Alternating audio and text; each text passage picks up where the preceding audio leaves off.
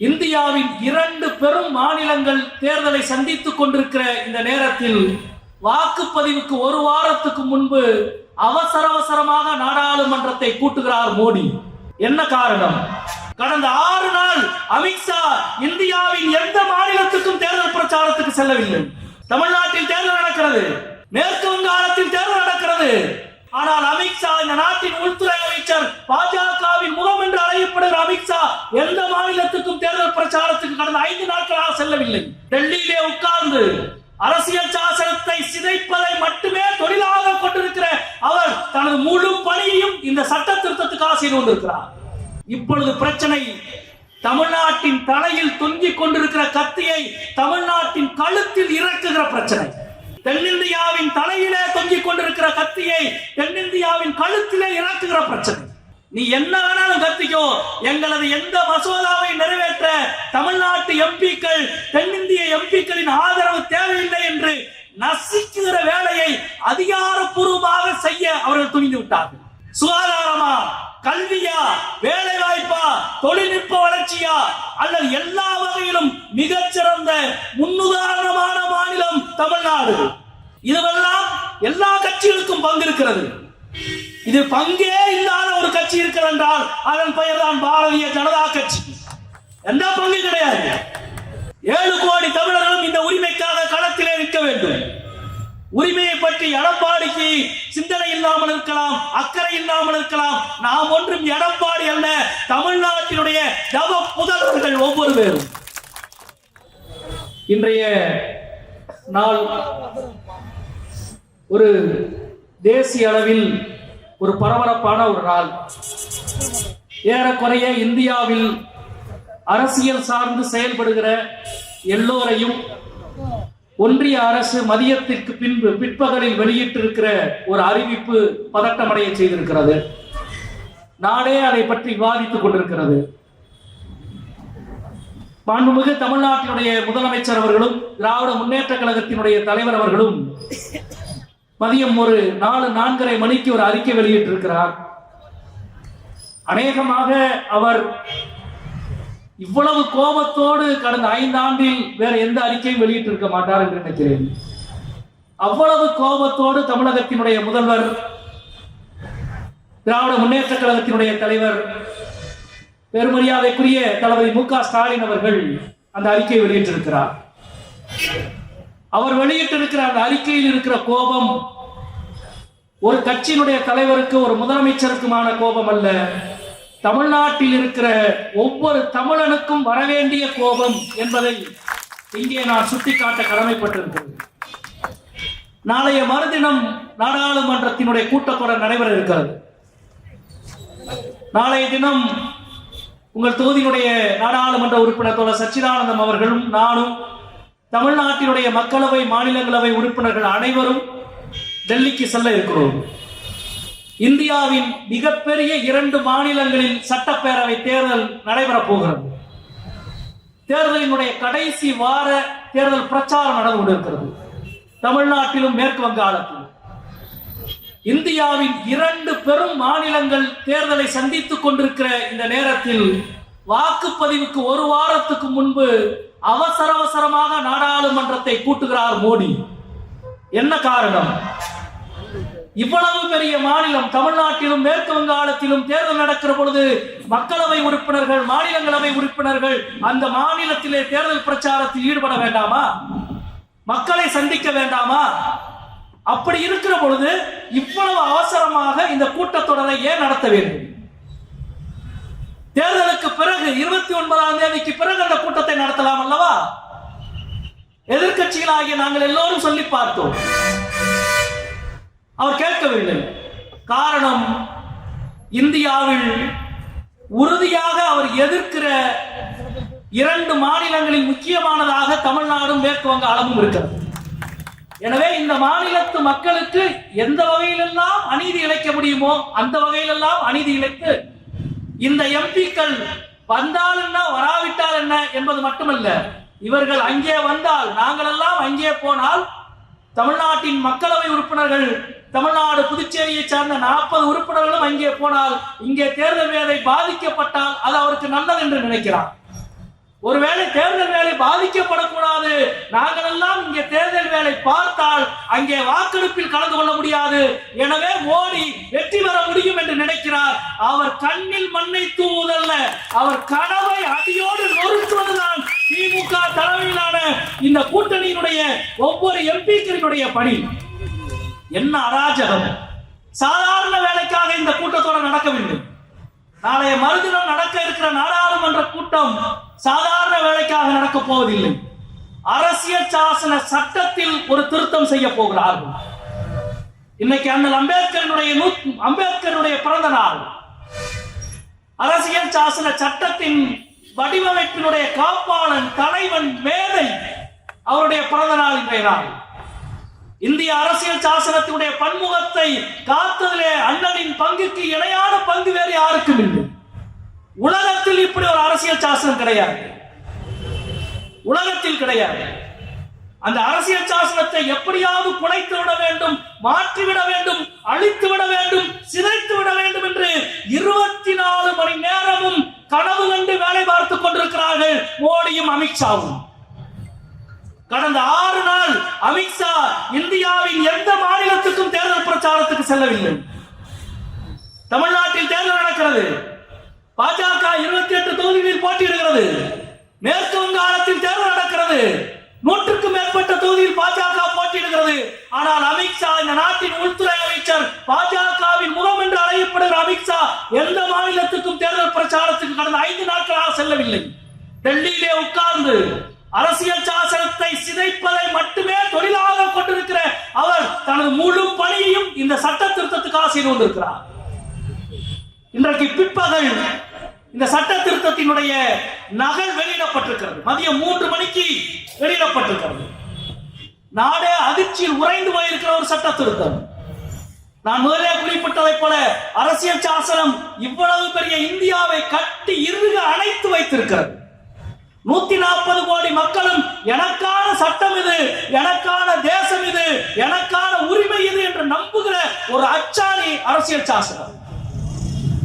உலகத்தில் எந்த அரசியல் சாசனத்துக்கும் இல்லாத ஒரு பெருமை இதற்கு உண்டு. நான் முதலிலே குறிப்பிட்டதை போல அரசியல் சாசனத்தின் முதல் வரி என்ன தெரியுமா? எந்த கடவுள் வணக்கம் அல்ல, எந்த தேவனை துதிக்கிற வார்த்தை அல்ல, எந்த மத வழிபாட்டு வலிமை அல்ல. அரசியல் சட்டத்தின் முதல் வரி இந்தியர்களாகிய நாம் நமக்காக நாமே உருவாக்கி கொண்ட அரசியல் சாசனம் என்றுதான் துவங்குகிறது. இது நமக்கான சட்டம், நமக்காக நாமே இயற்றி, நாமே நிறைவேற்றி, நாமே உருவாக்கிய ஒரு சட்டம். உலகத்தில் எந்த அரசியல் சாசனம் இதற்கு நிகர் கிடையாது. எனவே தான் அண்ணல் அம்பேத்கரினுடைய இன்றைய பிறந்த நாளிலே இந்த அரசியல் சாசனத்தை சிதைக்கிற வேலையை பாஜக கும்பல் செய்கிறது. 131வது சட்ட திருத்தத்தை நாளை மறுநாள் காலை நாடாளுமன்றத்தில் அறிமுகப்படுத்த போகிறார்கள். அது என்ன?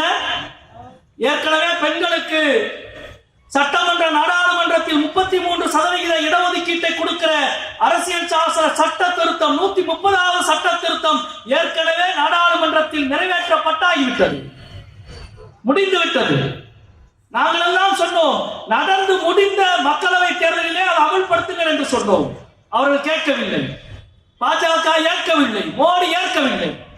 அப்பொழுதெல்லாம் அதை ஏற்காதவர்கள் இப்பொழுது மகளிர் பெண்கள் இடஒதுக்கீட்டு திருத்தம் என்ற பெயரில் ஒரு சட்ட திருத்தத்தை கொண்டு வருகிறார்கள். உண்மை இது பெண்களுக்கான இடஒதுக்கீடு சம்பந்தப்பட்ட பிரச்சனை அல்ல, அது ஏற்கனவே முடிந்துவிட்டது. 33% கொடுப்பது என்று அநேகமாக இந்தியாவில் இருக்கிற அனைத்து கட்சிகளும் ஏறக்குறைய ஏகோபித்து முழு ஆதரவோடு நிறைவேற்றப்பட்டு விட்டது. இப்பொழுது பிரச்சனை தமிழ்நாட்டின் தலையில் தொங்கிக் கொண்டிருக்கிற கத்தியை தமிழ்நாட்டின் கழுத்தில் இறக்குகிற பிரச்சனை. தென்னிந்தியாவின் தலையிலே தொங்கிக் கொண்டிருக்கிற கத்தியை தென்னிந்தியாவின் கழுத்திலே இறக்குகிற பிரச்சனை. கடந்த 50-60 ஆண்டு காலம் குடும்ப கட்டுப்பாட்டை சிறப்பாக அந்த திட்டத்தை நிறைவேற்றியதன் மூலம் மக்கள் தொகையின் விகிதத்தை கட்டுக்குள் வைத்திருக்கிறது தென்னிந்திய மாநிலங்களும் தமிழ்நாடும். பீகார், உத்தரப்பிரதேசமும் மத்திய பிரதேசமும் ராஜஸ்தானும் இந்தி கோர் பெல்ட் என்று சொல்லப்படுகிற மாநிலங்களில் மக்கள் தொகை 2 மடங்கு தாண்டி நிற்கிறது. ஆனால் விகிதாச்சார அடிப்படையில் மக்கள் தொகையின் அடிப்படையில் மக்கள் தொகை பிரதிநிதித்துவம் என்றால் இன்றைக்கு இருக்கிற 543 மக்களவை உறுப்பினர்கள் எண்ணிக்கையை 850 உயர்த்துவோம் என்றால் தமிழ்நாட்டுக்கு இழைக்கப்படுகிற அநீதி, தென்னிந்தியாவுக்கு இழைக்கப்படுகிற அநீதி. இதைத்தான் கடந்த 1.5 ஆண்டுகளாக பேசி வந்தோம். சென்னையிலே மாண்புமிகு தமிழக முதல்வர் கூட்டிய அனைத்து தென்னிந்திய மாநிலங்களின் முதலமைச்சர்கள் எல்லாம் ஒன்று சேர்ந்து அறிக்கை வெளியிட்டார்கள். அப்பொழுது மோடியும் அமித்ஷாவும் ஒரு உத்தரவாதம் கொடுத்தார்கள். என்ன தெரியுமா? இன்றைக்கு இருக்கிற மாநில பிரதிநிதித்துவத்தினுடைய விகிதாச்சாரம் குலையாமல் நாங்கள் பார்த்துக் கொள்வோம் என்ற உத்தரவாதத்தை மோடி கொடுத்தார். ஆனால் இன்றைக்கு வெளியிடப்பட்டிருக்கிற சட்ட மசோதாவில் அதற்கான ஒரு வார்த்தை கிடையாது. ஒரு வார்த்தை கிடையாது. தமிழ்நாட்டுக்கு 39 இருக்கிற மக்களவை உறுப்பினர் எண்ணிக்கை அநேகமாக ஒரு 15 கூடும். ஆனால் உத்தரப்பிரதேசத்துக்கு 60 அதிகரிக்கும். இன்றைக்கு பீகாருக்கும் நமக்கும் 40 எம்பிக்கள் தான் இருக்கிறார்கள். நமக்கு 18 கூடும். பீகாருக்கு 25 அல்லது 30 அதிகரிக்கும். ஏறக்குறைய அரசியல் அனாதையாக தென்னிந்திய மாநிலங்கள் மாறும். நீ என்ன வேணாலும் கத்திக்கோ, எங்களது எந்த மசோதாவை நிறைவேற்ற தமிழ்நாட்டு எம்பிக்கள் தென்னிந்திய எம்பிக்களின் ஆதரவு தேவையில்லை என்று நசிக்குகிற வேலையை அதிகாரப்பூர்வமாக செய்ய அவர்கள் துணிந்து விட்டார்கள். மிகப்பெரிய இழப்பு. அதாவது ஒற்றை இந்தியாவுக்குள் காலனி நாடுகளாக தென்னிந்திய மாநிலங்கள் மாறுகிற அபாயம் இதன் மூலம் ஏற்படும். எனவே தான் இன்றைக்கு முதல்வர் அவர்கள் சொல்லி இருக்கிறார், 1950-60களில் என்ன போர்க்களத்தை தமிழ்நாடு சந்தித்ததோ அதை போன்ற போர்க்களத்தை நாங்கள் சந்திப்போம், நீங்கள் சந்திப்பீர்கள் என்று சொல்லியிருக்கிறார். மார்க்சிஸ்ட் கம்யூனிஸ்ட் கட்சியின் சார்பில், திராவிட முன்னேற்ற கழகத்தின் தலைமையில் இருக்கிற இந்த கூட்டணியின் சார்பில் சொல்கிறோம், தேர்தல் என்பது வாக்கு கேட்கிற பிரச்சனை மட்டுமல்ல, எங்கள் உரிமையை காலிலே போட்டு மிதித்தால் உனக்கு எல்லா வகையிலும் பதிலடி கொடுக்க களத்தை தயாரிக்கிற பிரச்சனை. தமிழ்நாட்டை நசுக்கிவிட்டு 70 ஆண்டு காலம் எங்கள் முன்னோர்கள் இந்த மண்ணில் அரசியல் நடத்தியதால் தான் இந்தியாவின் மிகச்சிறந்த மாநிலமாக தமிழ்நாட்டை மாற்றி வைத்திருக்கிறோம். சுகாதாரமா, கல்வியா, வேலை வாய்ப்பா, தொழில்நுட்ப வளர்ச்சியா அல்லது எல்லா வகையிலும் மிகச்சிறந்த முன்னுதாரணமான மாநிலம் தமிழ்நாடு. இதுவெல்லாம் எல்லா கட்சிகளுக்கும் பங்கு இருக்கிறது. இது பங்கே இல்லாத ஒரு கட்சி இருக்கிறது என்றால் அதன் பெயர் தான் பாரதிய ஜனதா கட்சி. எந்த பங்கு கிடையாது. நண்பர்களே, நீங்கள் யோசித்து பாருங்கள், இவ்வளவு பேர் 70 ஆண்டு 80 ஆண்டு அரசியல் நடத்தி இந்த நாட்டினுடைய பொது வாழ்க்கையை, பொது கட்டமைப்பை அவ்வளவு சிறப்பாக வைத்திருக்கிறார்கள். இங்கே வந்தவுடன் நண்பர் சொன்னார், திமுகவின் நகர செயலாளர், இந்த அரசு மருத்துவமனையை தலைமை மருத்துவமனை ஆக்கி இருக்கிறோம், 80 கோடி ரூபாய் நிதி ஒதுக்கீடு செய்திருக்கிறோம் என்று சொன்னார். அதுதான் சொல்லி வாக்கு கேட்பது. என்ன செய்தோம் என்று சொல்லி வாக்கு கேட்பது. இந்த புதிய பேருந்து நிலையத்தை புதுப்பித்தது, பாதாள சாக்கடை திட்டத்தை இங்கே அன்பிற்குரிய தோழர் நம்முடைய நாடாளுமன்ற உறுப்பினர் தோழர் சச்சிதானந்தம் அவர்கள் குறிப்பிட்டார்கள். இந்த பழனி திண்டுக்கல் ரயில் நிலைய மேம்பாட்டிற்காக தொடர்ந்து அமைச்சர்களை சந்தித்து தொடர்ந்து நடந்து கொண்டே இருக்கிற ஒரு எம்பி என்றால் அன்பு தோழர் சச்சிதானந்தம் அவர்கள் என்பதை இங்கே நான் சொல்லிக்கொள்ள கடமைப்பட்டிருக்கிறேன். உங்களுக்காக தேர்வு செய்யப்பட்டவர்கள் அவர்கள் எல்லோரும் உங்களுக்காக உழைக்கிறார்களா என்பதை மட்டும் பாருங்கள். தோழர் பாண்டிக்கு வாக்களியுங்கள் என்று நாங்கள் கேட்பது பாண்டிக்காக அல்ல, பழனி வாழ் வாக்காள பெருமக்களுக்காக. எனவே இங்கே 70 ஆண்டு காலம் தமிழ்நாட்டை இவ்வளவு சிறப்பாக வளர்ந்து வைத்தால் தமிழ்நாட்டின் பிரதிநிதித்துவத்தை, தமிழ்நாட்டின் அரசியல் சக்தியை முடக்குகிற வேலையை பாஜக செய்திருக்கிறது. அப்பட்டமாக எடப்பாடி அதை ஆதரித்துக் கொண்டிருக்கிறார். தமிழ்நாட்டின் பிரதிநிதித்துவம், விகிதாச்சார பிரதிநிதித்துவம் எந்த மாற்றமும் செய்யப்படாது என்று சொன்ன மோடி அமித்ஷாவினுடைய வாக்குறுதியில் ஒரு துளி கூட இன்றைக்கு அறிவிக்கப்பட்டிருக்கிற சட்ட மசோதாவில் இல்லை. அது மட்டுமல்ல நண்பர்களே, அதைவிட மோசமான ஒன்று இருக்கிறது. இந்த மறுவரையறையில் எந்த தொகுதி, எந்த பகுதி, எத்தனை எண்ணிக்கை என்பதை எல்லாம் அந்த ஆணையம் மட்டுமே தீர்மானிக்கும். அந்த ஆணையத்தில் உச்ச நீதிமன்றத்தில் இருந்து ஒருவர் இருப்பார், தேர்தல் கமிஷனில் இருந்து ஒருவர் இருப்பார், தமிழ்நாட்டு அந்தந்த மாநிலத்தின் தேர்தல் ஆணையர் இருப்பார். இவர்கள் 3 பேர் தான் அதிகாரம் படைத்தவர்கள். தேர்தல் கமிஷன் எப்படி இருக்கிறது என்று உங்களுக்கு தெரியும். தேர்தல் கமிஷனை தீர்மானிப்பது யார் என்ற சட்ட வரைவு வந்த பொழுது உச்ச நீதிமன்றத்தின் தலைமை நீதிபதியும் பிரதம மந்திரியும் எதிர்க்கட்சி தலைவரும் சேர்ந்து தீர்மானிக்கலாம் என்று சட்ட விதி கொண்டு இருந்த பொழுது அதை மாற்றி மோடி திருத்தம் கொண்டு வந்தார். உச்ச நீதிமன்றத்தின் தலைமை நீதிபதி தேவையில்லை, மோடி அவர் பிரதமரும் பிரதமரால் நியமிக்கப்படுகிற அமைச்சரும் எதிர்க்கட்சி தலைவரும் இருந்தால் போதும் என்று சட்ட திருத்தம் கொண்டு வந்தார். அதாவது உச்ச நீதிமன்றத்தின் தலைமை நீதிபதியே நம்பாத அளவுக்கு, அல்லது உச்ச நீதிமன்றத்தின் தலைமை நீதிபதியை விட யோகியமானவர்கள் பாஜக கட்சியிலே இருக்கிறார்கள் என்பதை நாமெல்லாம் நம்ப வேண்டுமா? இன்றைக்கு இந்த கமிஷன் இந்த மசோதாவின் இந்த பழனி தொகுதியை அல்லது திண்டுக்கல் தொகுதியை அல்லது தமிழ்நாட்டினுடைய மக்கள் தொகை எத்தனை தொகுதியாக இருக்க வேண்டும், எண்ணிக்கை என்ன, வரையறை என்ன என்பதையெல்லாம் இந்த ஆணையமே முடிவு செய்யும். ஆணையத்தின் முடிவுக்கு எதிராக நீதிமன்றத்தில் வழக்கு கொடுக்க முடியாது. அதுதான் மிக மிக ஆபத்தானது. ஆணையத்தினுடைய முடிவுக்கு எதிராக நீதிமன்றத்துக்கே போக முடியாது. அப்படி என்றால் என்ன அர்த்தம் என்றால், ஆணையம் சொன்னதுதான் சட்டம், ஆணையம் மோடி சொன்னதை சட்டமாக்கும். தமிழ்நாட்டுக்கு 10 தான் எண்ணிக்கை, உத்தரப்பிரதேசத்துக்கு 110 எண்ணிக்கை என்று ஆணையம் சொல்லிவிட்டால் அதற்கு பிறகு எந்த நீதிமன்றத்துக்கும் நாம் நாட முடியாது. அப்பொழுது அரசியல் சாசன சட்டம் தேவையில்லை. சாதாரண மெஜாரிட்டியின் மூலம், சாதாரண பெரும்பான்மையின் மூலம் நாடாளுமன்றத்தில் அதை அவர்கள் நிறைவேற்ற முடியும். எவ்வளவு பெரிய ஆபத்தில் இந்தியாவை, தென்னிந்தியாவை, தமிழ்நாட்டில் இந்த அரசு தள்ளிக் கொண்டிருக்கிறது. மோடி அமித்ஷா அரசு என்பதை பார்க்கிறோம். இன்றைய நாள் இந்திய ஜனநாயகத்துக்கு விடுக்கப்பட்டிருக்கிற மிகப்பெரிய சவால் மிகுந்த ஒரு நாள். எனவே தான் தமிழ்நாட்டு மக்கள் ஒற்றுமையோடு 70-80 ஆண்டு காலம் நாம் போற்றி பாதுகாத்த நம்முடைய உரிமை இழந்துவிடக் கூடாது. 7 கோடி தமிழர்களும் இந்த உரிமைக்காக களத்திலே நிற்க வேண்டும். உரிமையை பற்றி எடப்பாடிக்கு சிந்தனை இல்லாமல் இருக்கலாம், அக்கறை இல்லாமல் இருக்கலாம். நாம் ஒன்றும் எடப்பாடி அல்ல, தமிழ்நாட்டினுடைய தவ புதல்வர்கள் ஒவ்வொரு பேரும். அப்பட்டமாக நீ நாளைக்கு பிஜேபி அதிமுக எம்பி தேர்வு செய்தால் அவருக்கும் சேர்த்துத்தான் நாம் பேசிக் கொண்டிருக்கிறோம். அதிமுக எம்பி வேறு எந்த எம்பிக்குமே சேர்த்துத்தான் நாம் பேசிக் கொண்டிருக்கிறோம். நமது உரிமை, அரசியல் உரிமை, அதிகாரத்தில் பங்கில்லாத ஒருவன் அவனால் எதுவும் செய்ய முடியாது. அதிகாரம் அரசியல் சட்டம் கொடுத்திருப்பது, அவற்றை நசுக்குகிற வேலையை இன்றைக்கு பாஜகவும் அமித்ஷாவும் செய்கிறார்கள். அதற்கு எடப்பாடி ஒத்துழைத்துக் கொண்டிருக்கிறார். இந்த மோசமான நாளில் அடுத்த ஒரு வாரம் அநேகமாக தென்னிந்தியாவே அனல் வீசுகிற காலமாக இருக்க போகிறது. எங்கள் தேர்தல் களம் எங்கள் வாக்காளர்களையும் தாண்டி ஒட்டுமொத்த தமிழரின் வாக்காளருக்கான களமாக மாறப்போகிறது.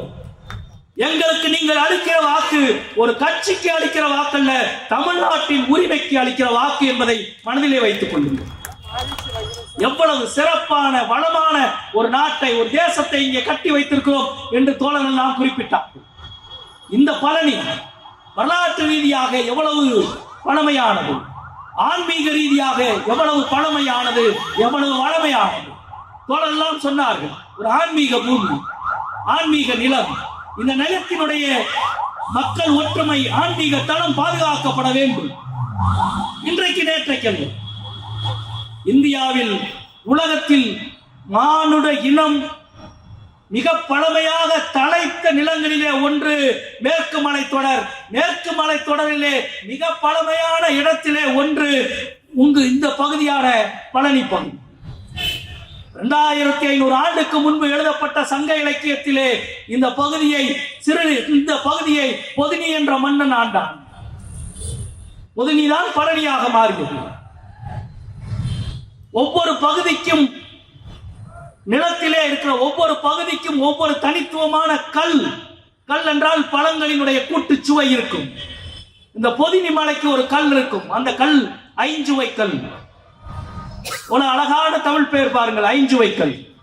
இந்த ஐஞ்சுவை கல்லை தான் பின்னாடி சமஸ்கிருதத்துல பஞ்சாமிர்தம்னு மாத்தலாம். 5 சுவை கல், ஐஞ்சுவை தான் பஞ்சாமிர்தம்னு மாத்தலாம். 2500 ஆண்டாக மலை மக்கள் தமிழனின் மூத்த இறையான முருகனினுடைய தளத்திலே இருந்து துவங்கி மிக பெரும் ஆன்மீக களமாக இருக்கிறது. வரலாறு அதற்கு முன்பு களமாக இருக்கிறது. இந்த பழனிக்கு பக்கத்திலே இருக்கிற ஆயக்குடிக்கு பக்கத்திலே இருக்கிற பொருந்தலிலே நடந்த அகழ்வாராய்ச்சியில் தான் 2010 ஆண்டு தமிழ்நாட்டில் மட்டுமல்ல இந்திய வரலாற்றையே மாற்றிய கண்டுபிடிப்பு நிகழ்ந்தது. பேராசிரியர் ராஜன் அவர்கள் கண்டுபிடித்த ஒரு முதுமக்கள் தாலி. நீங்கள் ஆச்சரியப்படுவீர்கள். ஆயக்குடிக்கு பக்கத்துல பொருந்தல்ல ஒரு பழைய முதுமக்கள் தாலி கண்டுபிடிக்கப்படுது. ஈமத்தாளி. அந்த தாலிக்குள்ள 2.5 கிலோ நெல்மணி இருக்கு. 2.5 கிலோ நெல்மணி. அந்த நெல்மணி எத்தனை வருஷம் தெரியுமா? ஆய்வுக்கு அனுப்பினா நவீன தொழில்நுட்பத்தின்படி ஆய்வு செய்து அனுப்புகிறார்கள். அந்த நெல்மணி விளைய வைத்தது 2600 வருஷத்துக்கு முன்னாடி.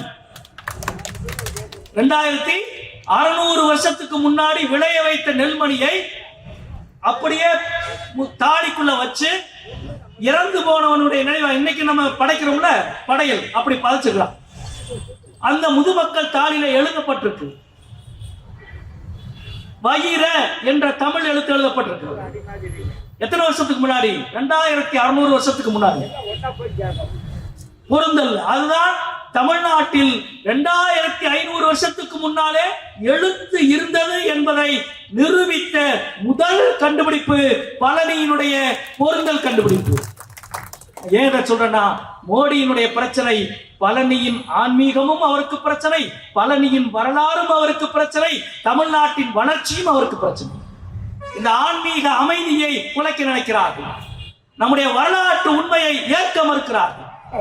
இன்னைக்கு வரைக்கும் காசியை பற்றி பேசுவார், வாரணாசியை பற்றி பேசுவார். ஆனா தமிழ்நாட்டினுடைய வரலாற்று உண்மைக்கு எவ்வளவு அநீதி இழைக்க வேண்டுமோ அவ்வளவு அநீதியும் இழைப்பார். இன்னைக்கு வரைக்கும் கீழடி அகழாய்வு முடிவை ஒன்றிய அரசு வெளியிடவில்லை. இந்த ஆண்டு அகழாய்வுக்கான அனுமதியை கூட தேர்தல் வருகிற முதல் நாள் வரை வழங்கவில்லை. அதே போல நம்முடைய வளர்ச்சி, தமிழ்நாட்டுக்கு கொடுக்க வேண்டிய உரிமைகள், நாம் செலுத்துகிற வரிப்பணத்தில் 1 ரூபாய் வரிப்பணம் செலுத்தினால் 29 பைசா மட்டுமே திருப்பி கொடுக்கிறார். உத்தரப்பிரதேசம் கொடுக்கிற 1 ரூபாய் வரிப்பணத்துக்கு 2 ரூபாய் 60 பைசா திருப்பி கொடுக்கிறார். பீகார் கொடுக்கிற 1 ரூபாய் வரிப்பணத்திற்கு 1 ரூபாய் 65 பைசா திருப்பி தருகிறார். ஆனா தமிழ்நாடு 1 ரூபாய் கொடுத்தால் வெறும் 29 பைசா. எந்த வளர்ச்சி திட்டம் கிடையாது. மதுரையிலிருந்து கோயமுத்தூருக்கு திண்டுக்கல் வழியா மீட்டர் ரயில் பாதை இருந்தது. அதை அகல ரயில் பாதையாக மாற்ற வேண்டும் என்று 10 ஆண்டுகள் போராடி அகல ரயில் பாதையாக மாற்றியாச்சு. மாற்றி 5 வருஷம் ஆச்சு. ஏறக்குறைய 400 கோடி செலவில் மீட்டர் கேஜ் பிராட் கேஜ் ஆக அகல ரயில் பாதையாக மாறியாச்சு. ஆனால் ஒரே ஒரு புது வண்டி கூட இப்ப வரைக்கும் விடல. ஒரு புது வண்டி கூட கிடையாது. மேற்கு மாவட்டத்திற்கும் தெற்கு மாவட்டத்திற்கும் இடையிலே இருக்கிற நகரம் பழனி. இன்றைக்கு மட்டுமல்ல, வரலாற்று ரீதியாக சேர நாட்டுக்கும் சோழ நாட்டுக்கும் இடையிலே இருந்த வண்டி பாதை இருந்த இடம் இந்த பழனி தான். சேர நாட்டு தலைநகர் முசிறியிலே இருந்து பூம்புகாருக்கு போகணும்னா ஒரே வண்டி பாதை இருந்தது. அந்த வரலாற்று ரீதியான வண்டி பாதை இருந்த மலைதான் இந்த பழனி மலை. எனவே தான் நாட்டு குதிரைகள் இந்தியாவில் தமிழ்நாட்டில் அதிகமாக நாட்டு குதிரைகள் வளர்க்கப்பட்ட இடமாக இந்த மலைத்தொடரும் பழனியும் இருந்தது என்பது வரலாற்று உண்மை. இன்னைக்கும் இவ்வளவு குதிரை வண்டி ஓடுதுல, இன்னைக்கும் குதிரை வண்டிக்கான கலையும் இருக்குல்ல. இது இன்றைக்கு நேற்றைக்கல்ல, 3000 ஆண்டாக வணிகத்தின் வீச்சிலே குதிரையை பயன்படுத்திய மனிதர்கள் வாழ்ந்த இடம் பழனி. அந்த ரெண்டுக்கும் நடுவில் அன்னைக்கு இருந்ததை போல இன்றைக்கு 5 வருடம் ஆயிடுச்சு. ராக்கெட் போடப்பட்டு அகல ரயில் பாதை அமைக்கப்பட்டு ஒரு புதிய ரயில் கிடையாது. கடந்த 10 ஆண்டாக தமிழ்நாட்டுக்கு ஒரு புதிய ரயில் திட்டம் கிடையாது. ஆனா வட இந்தியாவுக்கு ஆயிரக்கணக்கான கோடி ரயில் திட்டங்கள், புதிய ரயில்கள். நாம மட்டும் பஸ்ல பெட்ரோல்ல இவ்வளவு செலவு பண்ணி காசு டிக்கெட் போட்டு எடுக்கணும். பேருந்தில் போகிற செலவில் 1/3 தான் ரயில் பட்டியினுடைய ரயில் பயணத்தின் செலவுகள். புதிய ரயில் பயணம் கிடையாது, புதிய வழித்தடம் கிடையாது, புதிய நிர்வாகம் கிடையாது. எய்ம்ஸ் ஏறக்குறைய 2015 அடிக்கல் நாட்டி 2026 நின்று கொண்டிருக்கிறோம். இன்னும் மதுரை எய்ம்ஸ் திறக்கப்படவில்லை. கோவைக்கும் மதுரைக்குமாக மெட்ரோ இன்னும் அறிவிக்கப்படவில்லை. எல்லா வகையிலும் தமிழ்நாட்டை நாசமாக்கி கொண்டிருக்கிற, தமிழ்நாட்டுக்கான வளர்ச்சியை சிதைத்துக் கொண்டிருக்கிற அரசாக ஒன்றிய அரசு இருக்கிறது. அதற்கு காவடி தூக்குபவர்களாக அதிமுக இருக்கிறது. எனவே தான் நண்பர்களே, நாங்கள் மிகுந்த அன்போடு பழனிவாழ் பெரியோர்களை, வாக்காளர் பெருமக்களை நாங்கள் கேட்டுக்கொள்வது, ஒரு அரசியல் கட்சிக்கு வாக்களியுங்கள் என்ற எல்லையை கடந்து நாங்கள் பேசுகிறோம். பழனி போன்ற ஆன்மீக நகரத்தில், இந்த நகரத்தினுடைய வருமானம் என்பது இது ஒரு மிகச்சிறந்த ஆன்மீக சுற்றுலாவாக இருக்கும். மிகச்சிறந்த ஆன்மீக சுற்றுலா என்றால் ஆன்மீகத்தை அரசியலிலிருந்து தள்ளி வைத்து இந்த நகரத்தினுடைய வணிகத்தை, வியாபாரத்தை செழிப்பூட்டுகிற அளவுக்கு பொது அமைதி இருக்க வேண்டும். இந்த நகரத்தினுடைய அமைதியை பாதுகாக்க, இந்த தொகுதியினுடைய வளர்ச்சியை மேம்படுத்த, இந்த தொகுதிக்கு அடிப்படையான உரிமைகளை செய்து தர, அடிப்படையான பணிகளை செய்து தர பல வளர்ச்சி திட்டங்கள். எனக்கு முன்னால் பேசிய தலைவர்கள் எல்லாம் குறிப்பிட்டதை போல கடந்த 5 ஆண்டு கால திமுக ஆட்சியில் எவ்வளவு நலத்திட்டங்கள், அநேகமாக இந்தியாவில் இவ்வளவு நலத்திட்டங்களை அறிவித்த அரசாக மாண்புமிகு தளபதியார் இன்றைய அரசு இருக்கிறது என்பதை மறந்துவிடாதீர்கள். 1000 ரூபாய் பெண் உரிமை தொகை இனி 2000 ரூபாயாக மாறும். பள்ளி குழந்தைகள், 5ஆம் வகுப்பு வரை பள்ளி குழந்தைகள் காலை உணவு திட்டம்.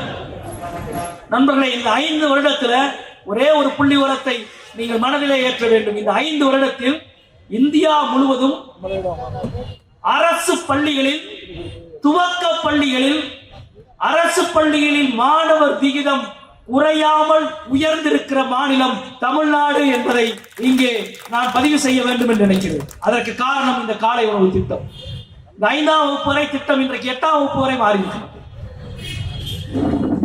நீங்க 1ஆம் வகுப்பு படிக்க மாநகராட்சி பள்ளிக்கு, நகராட்சி பள்ளிக்கு, ஊராட்சி பள்ளிக்கு போகிற குழந்தைக்கு காலையில சாப்பாடை அரசாங்கம் கொடுக்கணும் என்று யோசித்ததுல, அந்த யோசனைக்காகவாவது மறந்து விடாமல் அறிவால் சுற்றிய நட்சத்திர சின்னத்துக்கு வாக்களிங்க. அதை விட முக்கியமானது என்ன தெரியுமா? அந்த பள்ளிக்கூடத்துல காலை உணவு சமைக்கணும்ல, யார் சமைக்கிறது? ஒரு 3 பேர் சமைக்கிறாங்க. சமையல் பணிக்கு 3 பேரை நியமிக்கிறாங்க. அந்த அரசாணையில ஒரு குறிப்பு இருக்கு, என்ன தெரியுமா? அப்படி சமையல் வேலை செய்கிற அந்த 3 பேரில் ஒருவர் அந்த பள்ளியில் படிக்கிற குழந்தையின் தாயாக இருக்க வேண்டும். என்ன அழகான ஒரு விதி! ஒரு அரசு விதிக்கு ரசிகனாக நான் மாறினேன் என்றால் அது இந்த விதிக்கு தான். எல்லா பெண்களும் தாய் தான். யாரும் குழந்தைக்கு நல்லா சமைக்கல் கூடாது என்று யாரும் நினைக்க மாட்டாங்க. அவசரத்துல வேகமா சமைச்சிருவாங்க. அதுவே இந்த உணவை என் குழந்தை சாப்பிடும் என்று நினைத்தால் கூடுதலான அக்கறையும் அன்பும் இருக்கும் அந்த உணவில். எனவே தான் காலை உணவு திட்டம். 1ஆம் வகுப்பு படிக்கிற குழந்தைக்கான காலை உணவு திட்டத்தை துவங்கி 90 வயசு பாட்டி, 90 வயசு தாத்தா ரேஷன் கடைக்கு போய் பொருள் வாங்க முடியாது. அவங்க என்னைக்கு ரேஷன் கடைக்கு வர, எவ்வளவு நேரம் வெயில்ல வரிசையில் நிற்க. எனவே அவர்களுக்கு ஒரு திட்டம். நேரடியாக 80 வயதை கடந்தவர்களுக்கு வீட்டிலேயே கொண்டு போய் ரேஷன் பொருளை கொடுக்கிற தாயுமானவன் திட்டம். 1ஆம் வகுப்பு குழந்தைக்கு சாப்பாடு ஆரம்பிச்சு 99 வயசு பாட்டிக்கு அரிசி கொடுக்கிறதுல இருந்து இந்த அக்கறை, இந்த கனிவுதான் இந்த அரசாங்கத்தின் முகம். இந்த அக்கறையும் கனிவும் போற்றப்பட வேண்டும் என்றால் தளபதியின் ஆட்சி மீண்டும் தொடர வேண்டும். அதற்கு நீங்கள் அத்தனை பேரும் அன்பு தோழர் பாண்டி அவர்களுக்கு அறிவால் சுத்திய நட்சத்திர சின்னத்தில் வாக்களியுங்கள், வாக்களியுங்கள் என கேட்டு அமைகிறேன். நன்றி, வணக்கம் நண்பர்கள்.